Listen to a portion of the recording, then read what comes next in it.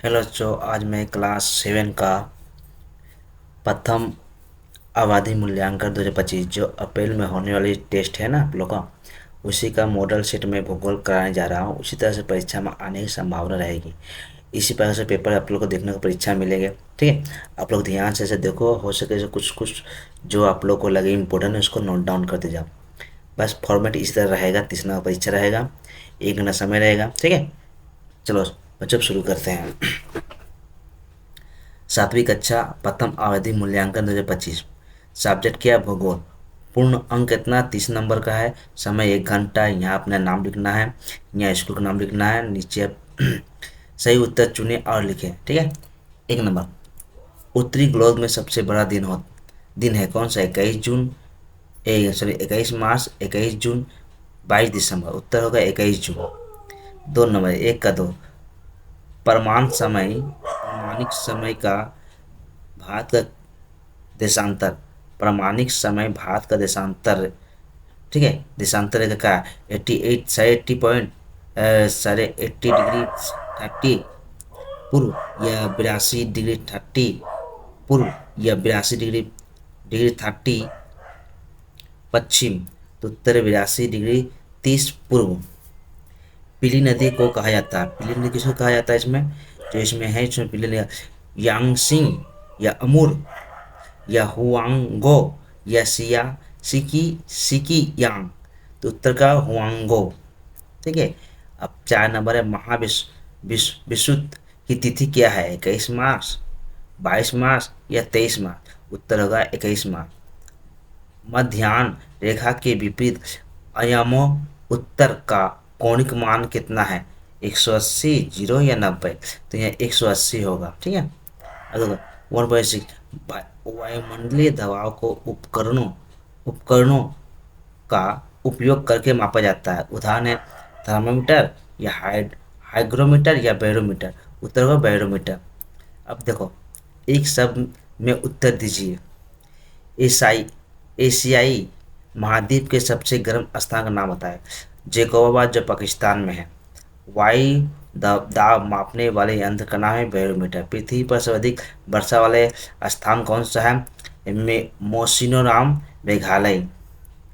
अब एशिया की सबसे बड़ी झील का नाम क्या है? कैस्पियन सागर। ठीक। अब देखो, किन्हीं किन्हीं 2 प्रश्नों के उत्तर 30 शब्दों में दें। ठीक है, 30 शब्दों में यहाँ होगा में। देखो, किन्हीं 2 प्रश्नों के उत्तर 30 शब्दों में। 1 मिनट में लिख लो, देखो कहीं से देखा, 1 मिनट रुक जाओ, प्रिंट कर देता। अपसुर और अनुसुर क्या है?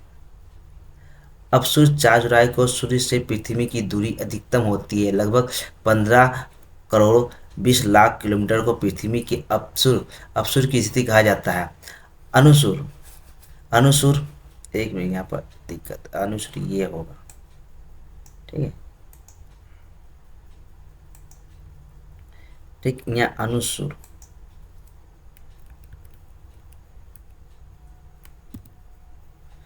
3 जनवरी का, अनुसुर 3 जनवरी। ठीक है, 3 जनवरी, अनुसुर 3 जनवरी को सूरज से पृथ्वी की दूरी सबसे कम होती है, लगभग 14 करोड़ 70 किलोमीटर की। इसे हम पृथ्वी की आपेक्षिक स्थिति कहते हैं। लीप ईयर वर्ष को संक्षेप में समझाएं।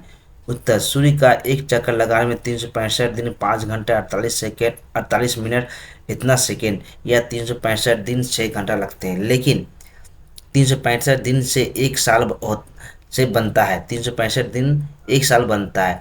6 घंटे बचे बचे हैं। और हर साल हर 4 साल में फरवरी में ये 6 घंटे एक दिन में बढ़कर 29 दिन कर दिए जाते हैं। यानी कि 4 × 6 = 24 घंटे, मैंने एक दिन।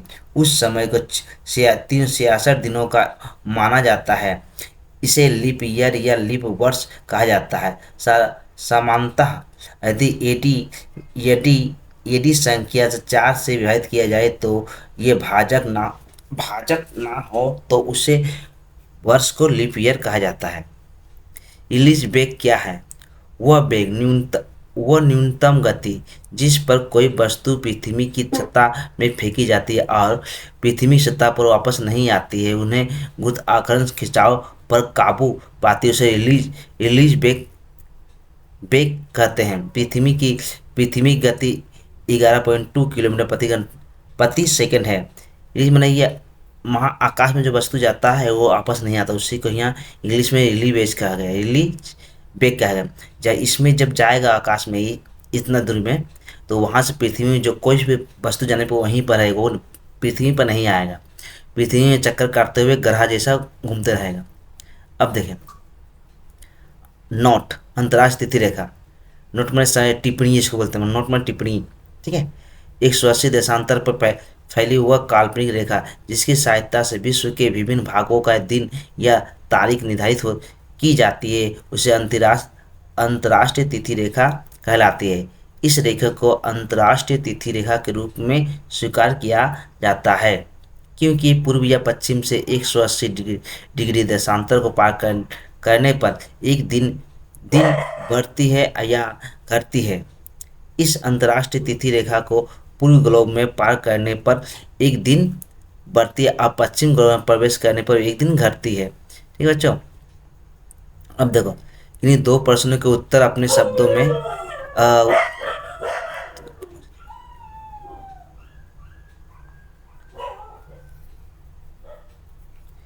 किन्हीं दो प्रश्नों के उत्तर 50 शब्दों से अधिक ना दें। ठीक है, अब देखो यहाँ पर 3×6 एशिया की भूमध्य रेखा जलवायु के क्षेत्र की वनस्पति को कैसे प्रभावित किया जाता है। विषुवत रेखा जलवायु एशिया या महाद्वीप में भूमध्य रेखा के निकट 10 उत्तरी अक्षांश तथा 10 दक्षिणी अक्षांश से के बीच इंडोनेशिया, मालदीव, श्रीलंका, सिंगापुर आदि देशों में पाई जाती है। ठीक है, अब भूमध्य रेखा जलवायु की मुख्य विशेषता कि 1 नंबर, क्योंकि सूर्य की किरणें भूमध्य रेखा पर लंबवत पड़ती है इसलिए पूरे वर्ष अधिक गर्मी रहती है। 2 नंबर, इस क्षेत्र का वार्षिक औसत तापमान 25 से 30 सेल्सियस है। इस क्षेत्र में प्रतिदिन दोपहर में संवहनी वर्षा होती है। यहाँ वार्षिक वर्षा 200 से 250 सेंटीमीटर होती है। अब देखो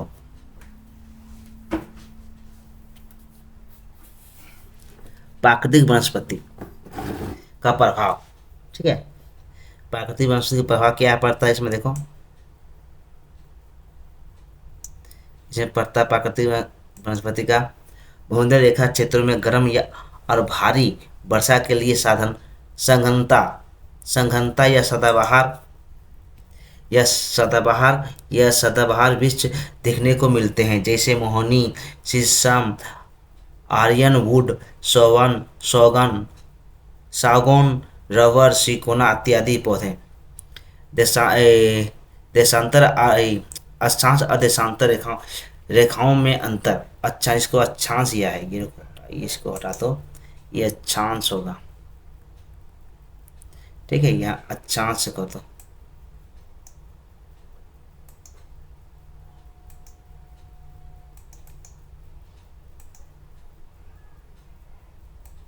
ये अक्षांश। ठीक है, अक्षांश देखा, पृथ्वी पर अक्षीय रेखाएं पूर्व से पश्चिम तक फैली है।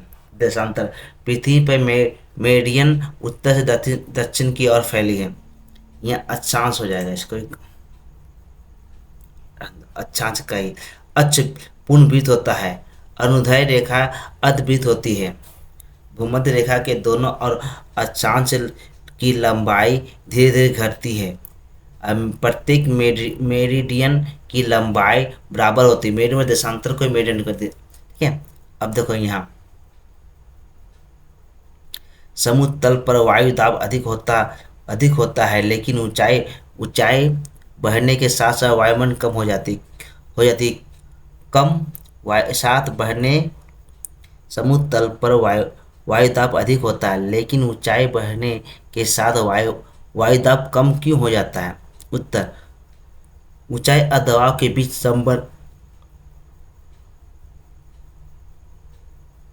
संबंध वायुदाब सबसे अधिक होता है, क्योंकि पृथ्वी गुरुत्वाकर्षण बल और वायु परत के दबाव वजन के कारण वायु के अणु सतह के निकट घनन सघन होते हैं। जैसे जैसे भूमि की ऊंचाई बढ़ती है वायु घनत्व कम होता जाता है और वेग वायु का दाब कम होता है, तो ऊंचाई में प्रत्येक 111 मीटर की वृद्धि पर 1 सेमी की दर से घटता है। फिर ऊंचाई में प्रत्येक 300 मीटर की वृद्धि के लिए हवा का दबाव इतना मिलीबार की दर से घट जाती है, जिसके लिए पर्वतारोही ऑक्सीजन सिलेंडर लेकर चलते हैं। अब देखो, पृथ्वी के की अक्ष गति के परिमाण लिखें। पृथ्वी की अक्ष गति या वार्षिक गति का परिमाण। अनुस्वर पृथ्वी का ध्रुव सूर्य के चारों ओर घूमते समय अपनी कक्षा के साथ 66 का कोण बनाता और परिमाण स्वरूप सूर्य कभी कभी उत्तर ध्रुव में कर्क रेखा और कभी कभी दक्षिण ध्रुव में कर्क रेखा पर लंबवत चमकता है, एवं परिमाण स्वरूप वर्ष के अलग अलग समय में उत्तरी और दक्षिण ध्रुव में दिन रात की लंबाई घटती बढ़ती घटती है। मौसम परिवर्तन। वर्ष के अलग अलग समय में सूर्य से पृथ्वी की दूरी बदलती रहती है, क्योंकि पृथ्वी के ध्रुव अपनी कक्षा से 66 कोण में झुके हुए हैं। ठीक है, झुके हुए हैं। और क्योंकि पृथ्वी के गोलाकार है, ठीक है, सूर्य की किरणें पृथ्वी की सतह पर हर जगह एक ही कोण पर नहीं पड़ती। कभी कभी लंबवत, कभी कभी तिरछे पड़ने से विभिन्न स्थानों पर ताप की भिन्नता का पता चलता है। इस प्रकार तापमान के बढ़ने और घटने के अनुसार साल के अलग अलग समय पर अलग अलग स्थानों पर अलग अलग मौसम होते हैं। किन्हीं 2 प्रश्नों का उत्तर 80 शब्दों से अधिक ना दें। ठीक है, अब देखो, वायु दाब के अंतर के कारणों पर चर्चा करें। वायु दाब के अंतर। वायु दाब का गर्म होना। वायु का गर्म होना वायु में अंतर का मुख्य कारण है। जब हवा सूर्य द्वारा गर्म होती है तो हवा के अणु गति करते हैं और एक स्थान से दूसरा स्थान चले जाते हैं। परिणाम स्वरूप गर्म हवा हल्की हो जाती है और फैलती है, जिससे वायु संगतता घनत्व कम हो जाता है और वायु का दबाव कम हो जाए तो फिर ठंडी होने पर वह हवा संपीड़ित होती है और घनत्व वृद्धि में होती है, जिससे हवा का दबाव बढ़ जाता है। इसलिए ठंडे ध्रुवीय क्षेत्रों में वायुदाब अधिक होता है और गर्म भूमध्य रेखा क्षेत्रों में वायु कम होता है। अब देखो ऊंचाई। 1 मिनट बिना, हाँ, अब देखो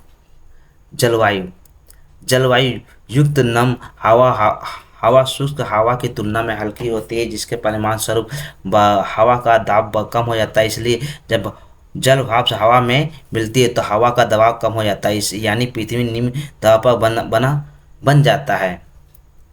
पृथ्वी की घूर्णन गति के लिए वायुमंडल हवा जिम्मेदार है। 2 उष्ण कटिबंध की ओर बिखरे हुए हैं, इसलिए भूमध्य रेखा के निकट के क्षेत्रों में जहाँ घूर्णन गति अधिक होती है वहाँ निम्न दबाव बनता और न्यूनतम घूर्णन के गति के कारण ध्रुवीय क्षेत्र में वायु दाब अधिक होता है। 2 नंबर, एशिया महाद्वीप को अति विविधता महाद्वीप क्यों कहते हैं? विश्व का सबसे बड़ा महाद्वीप एशिया के स्थल कृतियाँ, नदियाँ, झील, जलवायु, प्राकृतिक वनस्पति विशेषता एशिया की अत्यधिक विशेषताओं वाला महाद्वीप या अत्यधिक विभिन्नता वाला महाद्वीप बनती है, क्योंकि स्थल कृतियाँ एशिया महाद्वीप में स्थित विश्व की सबसे ऊंची चोटी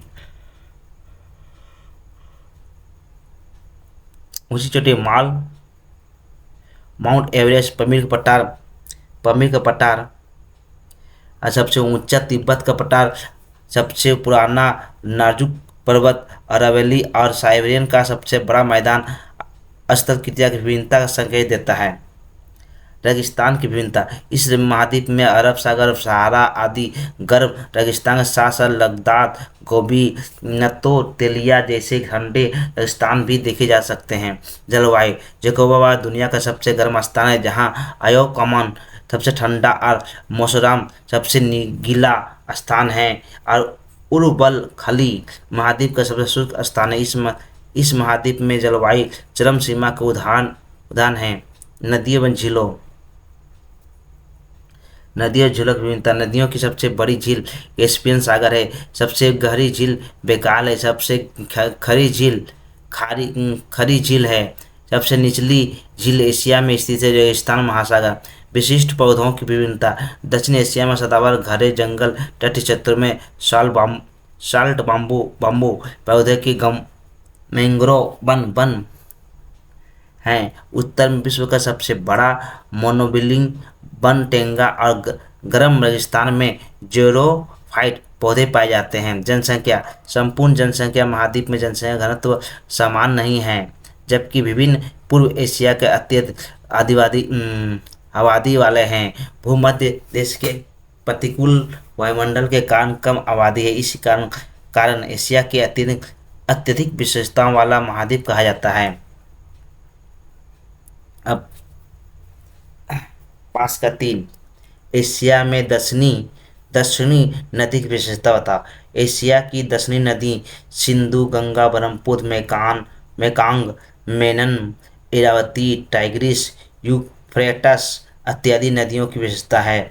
एशिया की दक्षिण नदियाँ अंतर पर्वतीय क्षेत्र से निकलती है। 3 नंबर, नदियाँ वर्ष भर और हिमालयी जल से पोषित होती है और वायुमंडल जलवायु से प्रभावित होती है। मानसून के द्वारा नदी के निचले हिस्से में बढ़ जाती है।